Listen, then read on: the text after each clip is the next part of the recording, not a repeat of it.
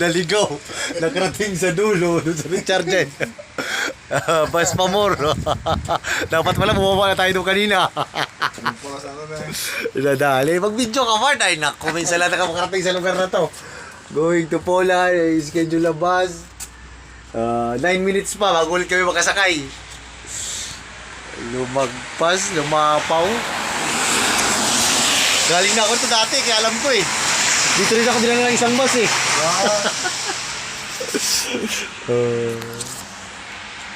Oh, 19 pwede na yan. Balikan ulit natin. Saan ang pinakamalapit? Dito tayo bababa. Yung Sentrum. Ah, ito pala yung Sentrum, Ward. Sentrum mo sasakyan natin, oh. 21. Ito, wala yung 21. Ito yung mga schedule. Tanda yung Sentrum dyan.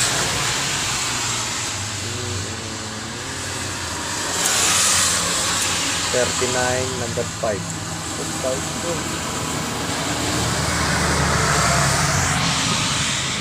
Dapat pala number 5 ang 19. Hindi talaga yung 19 pala, Ward, hindi dadaan ng sentro. Number 5 pala yung dadaan, kaya number 5 sakin natin. 39 hindi rin. Alam ko na. Ito lang pala to.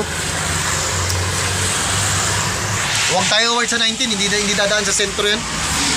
Number 5, ito na mo. Ito. O yan, ito. Turo ko sa'yo. Pwede mo nakalagay mo yung sentrum, ayun o. Sentrum. Ibig sabihin sentrum, pinaka-sentro yan. Tira mo number 5. Tira mo 19. Walang sentro sa 19. University of Siluna, oh. Doon sa atin yan eh.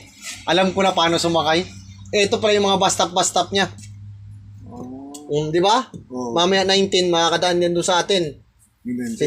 Kasi University of Siluna, doon yan eh. Sa atin yan eh. So, ibig sabihin, number 5 sa atin para dumaan ng sentro. Sentrum. 1470. Kapag gumawa sa stasyon ng tren, gano'n na. So, hanggang doon lang sa istasyon ng tren. Oo, di ka magkama.